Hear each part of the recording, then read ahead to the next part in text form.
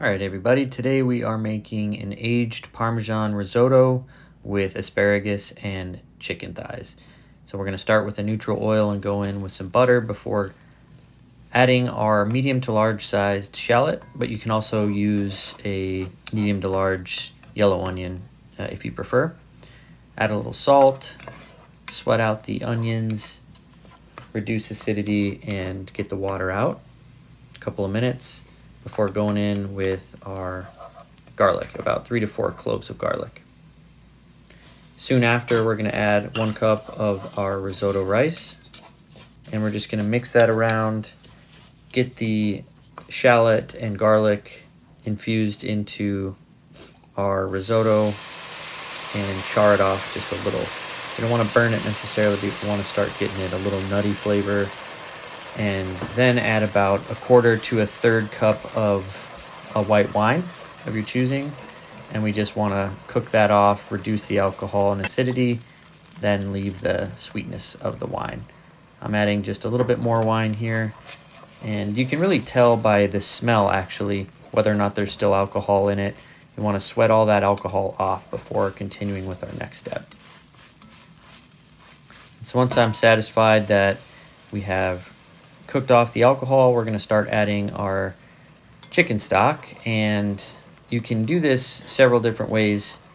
You can make your own, you can use store-bought, but really the quality of the risotto is going to come down in large part to the quality of your stock. So you can use whatever you want: a chicken stock, a vegetable stock, fish stock, mushroom stock. There's so many things you can infuse into a risotto. For this particular recipe, I'm using a chicken stock, and we're gonna just go in a couple spoonfuls at a time. And you wanna watch to see, let it drink up the stock, and you'll start to notice it'll thicken up. And once it starts to thicken up, then you're ready to add more of the stock. Now, some people advocate that you can put all of the stock in at once. I prefer to go in ladle by ladle like this and stir so that we can control the process a little better, and I think overall it makes for a better risotto, but to each their own. You can see here it's starting to thicken up again, so we're getting close to adding some more in. And this process can take, anywhere from 20 to 30 minutes, just cooking down this rice, but it's okay.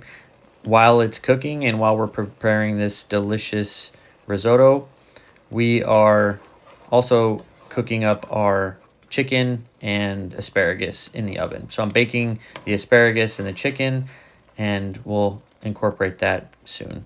But for now, we're just going to keep with our process, go ladle by ladle, a couple ladles at a time, stir, continually stir, make sure that none of it is sticking to the bottom of the Dutch oven or whatever pan you happen to be using. And that way we make sure that our risotto is getting an even mixture of our chicken stock and soaking it up so that we don't have hard bits in some places and soft bits in others. So we're getting pretty close here to finishing off our stock at our last little bit, and you can taste along the way. If you're still getting a chalky flavor of your risotto, you're not quite done yet. You want it kind of in that middle ground, not too soft, not too hard, something to still chew on, but not overly chalky or hard.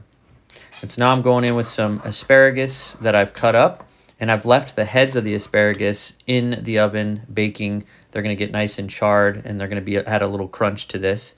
But we're going to infuse a risotto with some salt, some pepper, our asparagus, and get this mixed up before adding in our butter. And so this butter from the fridge, we are going to emulsify this into our risotto, and it'll add an amazing, rich flavor to this dish. Some people add cream as well at this point. I like to keep cream out of this dish, but you can do it however you wish. Now this is an aged 24-month Parmesan, freshly grated. And we're going to add a ton of flavor to this meal. Absolutely love it. I highly recommend, if you have the ability to get some aged Parmesan. Regular Parmesan would be fine, but something that's aged at least 18 to 20 months or so really adds just a wonderful kick to this dish. So we're done here, and we can see it's thickened up, but still slightly runny. And I'm going to add the heads of our asparagus that have been baking in the oven still. And these are just perfect. They're packed full of flavor, but they also have a nice little crunch to them. So it'll add a nice texture when you go in for a bite, because you'll be getting this rich risotto with this softer asparagus that was in the risotto, combined with a wonderful crunch of the asparagus packed full of flavor of the asparagus heads. We're going to add our chicken to the side here and just get ourselves plated up. And here's our final dish.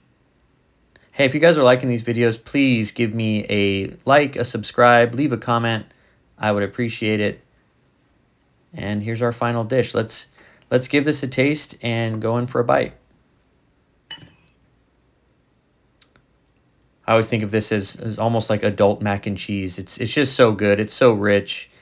And I highly recommend you give this one a shot. Here's kind of the up close and personal, just steaming. And oh, this is really hard to beat. Would love to hear your experience with this dish when you make it. And thanks again for watching. Take care, guys. Bye.